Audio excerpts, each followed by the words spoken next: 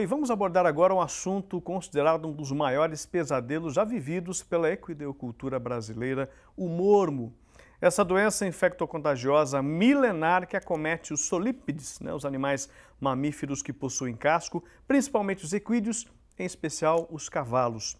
Vamos saber se há vacina, tratamento e quais as principais medidas preventivas para garantir a sanidade dos animais com a médica veterinária e conselheira do Conselho Regional de Medicina Veterinária do Rio Grande do Norte, a Ana Carolina Barbalho de Souza, que conversa ao vivo a partir de agora conosco direto de Natal. Seja bem-vinda, um prazer recebê-la no Giro do Boi, tudo bem? Obrigada, Marcos. Bom dia a todos que estão aqui assistindo, os ouvintes que estão participando do Giro do Boi. É um prazer aqui, em nome do Conselho Regional de Medicina Veterinária e Conselho Federal de Medicina Veterinária, abordar um pouco sobre o tema do mormo e da anemia infecciosa equina, um tema bastante importante Sim, aqui na equidocultura. com certeza. Bom, antes da gente começar, é a primeira participação sua no Giro, então eu queria que você se apresentasse, falasse um pouquinho para a gente da sua história, da sua caminhada, né? Quem é a Carolina e um pouquinho da sua trajetória já de trabalho. Desde o início, assim, na graduação em medicina veterinária, eu sempre optei por trabalhar com equinos, pela vivência em fazendas, pela participação em eventos de equestre, de vaquejada. Então, sempre foi uma grande importância na minha vida, a parte dos equinos, e aquela tentativa de sempre aperfeiçoar mais a criação e buscar compreender mais esses animais e o mercado em si. Então, eu me graduei em 2018 e me especializei em clínica e cirurgia de equinos. Trabalho atualmente com equinos em plantões de vaquejadas, em eventos, como também é, criei com mais duas amigas minhas no tempo da graduação um evento, Conferência Potiguar do Equino, que é de Natal, que a gente via necessidade aqui de ter mais conhecimento sobre a área, e a gente trouxe especialistas de fora para abordar sobre temas específicos da medicina equina, da medicina de equinos, na verdade. E a partir daí, conversei com o Dr. Wito, que hoje também faz parte do Conselho Federal de Medicina Veterinária. Ele me fez o convite para entrar no Conselho da Regional do Rio Grande do Norte, como conselheira suplente, para tentar também defender nossa classe como veterinário. Que E bacana. basicamente é isso, minha trajetória aqui no equino, bem resumido, para mostrar um pouquinho para vocês aqui também o que eu posso tentar ajudar a contribuir com vocês. Com certeza, muito bacana ver jovens profissionais atuando com foco com tanta determinação, com foco tão ajustado aí, né, em questões do nosso segmento. Muito bacana, parabéns por esse início de carreira que é muito promissor. Me diga uma coisa, o mormo é realmente um grande assombroso, uma questão muito delicada dentro da nossa, quando a gente fala de sanidade para os equídeos, para os equinos. E como é que ele é transmitido? Qual que é o tamanho da problemática do mormo hoje? Hoje o mormo, a gente conhece o mormo como uma doença que é bacteriana, né, pela Burkholderia malay, que ela acaba cometendo os equinos, não só equinos, como os equídeos no geral, tanto mulas, jumentos, né? Moares, né? Uhum. Muares, isso. Então, não existe a cura dessa doença. Então, o mormo, infelizmente, atormenta muito o Brasil, como outras regiões tropicais, principalmente, porque ela não existe a cura e não tem estudo suficiente ainda para combater a doença com a vacina para essa prevenção. E a única coisa que a gente Não, consegue não tem realizar é a vacina para ela, eutanásia. né? Não existe Não existe vacina para o vacina. mormo. E o tratamento? Existe tratamento ou não? O tratamento não. Isso. A Infelizmente, recomendação é a eutanásia, né?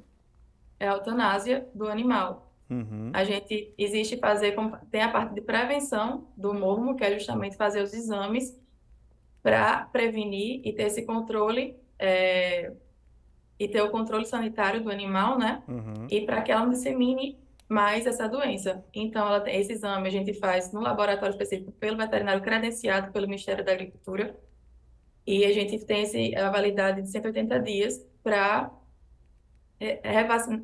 fazer novamente esses exames para ter essa prevenção do mormo. Infelizmente, o único tratamento não, o tratamento não existe É a e a eutanásia. única opção é a eutanásia. Qual que é o impacto disso na economia quando a gente fala, né, da equideucultura, né, de um modo geral? Porque nós tivemos um desafio muito grande com o mormo, né, há anos atrás, e ele é uma zoonose, né, tem mais isso também, né, ele chega ao ser humano, né, isso é preocupante demais, né? Isso é bastante preocupante, né? Porque ele pode ser transmitido para o humano e não tem um tratamento específico para o mormo. Os humanos podem começar até a apresentar febre e justamente pelo contato direto com os animais que são hospedeiros e têm o problema, eles podem adquirir a doença. E existe um problema maior porque existem animais também assintomáticos que não apresentam sintomas específicos do mormo.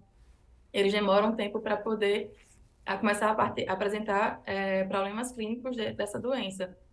Então, fica mais complicado para a gente conseguir identificar. E o único meio mesmo seria a parte de prevenção, com os exames, para a gente ter maior esse controle no momento. Uhum. Agora, E o mapa, ele tem um programa nacional de sanidade, de equídeos, é isso? isso.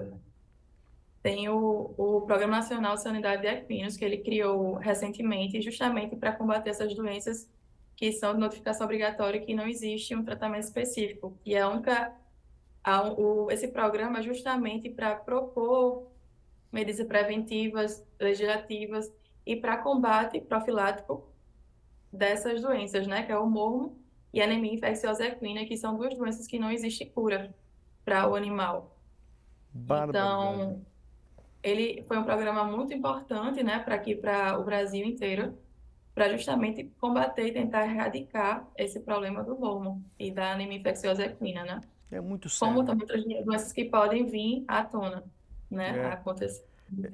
é muito sério, pessoal, porque quando a gente fala da equinocultura, da equidecultura, né, nós temos aí não só os animais de trabalho na lida diária, né, nesse imenso Brasil, nós temos também os animais de valor genético, né, o melhoramento genético dentro das raças, enfim. E imagina só, né, um animal acometido com alto valor genético, por exemplo, e você não ter o que fazer com ele a não ser a eutanásia. Imagina o tamanho dessa problemática num plantel de produção de genética. Então isso é muito sério realmente e causa preocupação por ser uma zoonose. A anemia infecciosa equina, ela tem E sintomas justamente, eu parecidos? queria dizer até outro ponto importante na economia, né? Porque no Sim. momento que o animal estiver acometido, a gente vai ter que interromper a propriedade, isolar a propriedade por 140 dias, Não é só o para animal, é a propriedade, né? Exatamente. a propriedade em si. Os animais que também estão em contato com os outros vão estar isolados também para fazer os exames e se derem, infelizmente, positivos, terão que ser eutanasiados. E existe também um reteste que leva bastante tempo. Então, por isso esse tempo inteiro, esse tempo todo, 140 dias para poder verificar se realmente o animal é positivo ou não para o mormo e não trazer uma perda econômica muito maior para a propriedade em si. E o investimento que o proprietário, desde o animal mais novo até ele mais adulto, seja para exposições, exportações, leilões e eventos, realmente a perca econômica é muito alta. Com Então, a certeza. gente tem que ter muito esse cuidado. E quais E são, Ana, e quais são as medidas preventivas? Como é que a gente fica longe dessas duas problemáticas tão sérias aí para a equicultura nacional? a prevenção, a gente sabe que a transmissão, ele pode ser tanto através de secreções nasais, com animais infectados, justamente os fomites, né, que são os arreios, é incomum, a gente não deve usar um arreio de um animal para outro animal também que não tenha conhecimento da propriedade, que seja positivo, seria uma transmissão. Agulhas também seriam outros meios que podem transmitir a doença. E a outra coisa são os bebedouros e comedouros em comuns, seja em exposições e eventos também, principalmente que é um foco muito mais preocupante, né, que são animais de fora, de outras propriedades, que vão estar em contato com seus animais. Então, é necessário que o animal, em eventos e exposições, ele tenha o seu local de descanso, tenha seu próprio bebedouro e seu próprio comedouro para justamente essa prevenção. E outra coisa que é importante, todos os animais que forem transitar de um ambiente para o outro, ter em mãos os exames contra o morro e a anemia infecciosa equina pelo veterinário e também o protocolo vacinal, né? Deveria ser pelo médico veterinário responsável pela propriedade ou chamar o veterinário de sua confiança para fazer esse protocolo vacinal, porque existe também a influenza equina, que é de obrigatório, e através disso você pode procurar a Defesa Agropecuária do seu estado para poder emitir o guia de trânsito animal, que é justamente de transporte de um lugar para o outro, e deixar ele válido, tanto o guia de ida como de retorno também para sua propriedade, e ter essa segurança e ter essa parte de prevenção também do animal. Pessoal, uma série de protocolos aí, né, para que a gente possa estar aumentando a assertividade na identificação, né, melhorando a acurácia das informações de sanidade referente aos animais, né, como você bem lembrou, nós temos leilões, nós temos todos os eventos que envolvem as competições, né, diversas modalidades, desde a vaquejada, né, descendo Brasil afora até o sul do Brasil, nós temos inúmeras competições que envolvem os equinos, os equídeos, e isso tudo é muito importante ter um bom protocolo. A gente tem visto isso dentro dos eventos, né, um cuidado muito grande com a parte sanitária, justamente para evitar esse tipo de questão. Chegou uma pergunta para você aqui agora, um abraço para o Bruno Fernandes Nunes, ele que é lá de Catalão, Goiás, Fazenda Boi de Ouro, está acompanhando a gente, um abraço. Um abraço para o Fabiano Vale Barros também, da Fazenda Estrela d'Alva de Espírito Santo, e o Afonso Silva. O Afonso falou um assunto muito importante. E o Bruno pergunta o seguinte, ó, qual é o principal sintoma da doença? O que é o principal ou os principais sintomas dessa doença para ficar atento lá na fazenda?